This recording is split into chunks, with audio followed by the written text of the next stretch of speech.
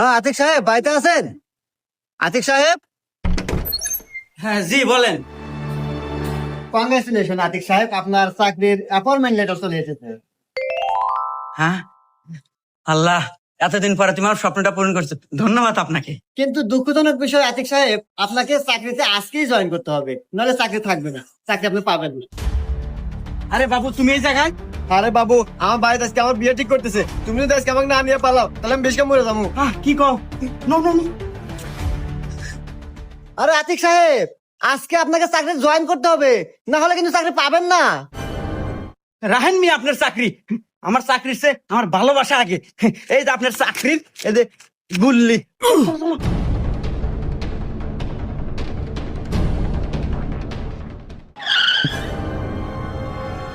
আরে আপনি সোহাগী আপা না?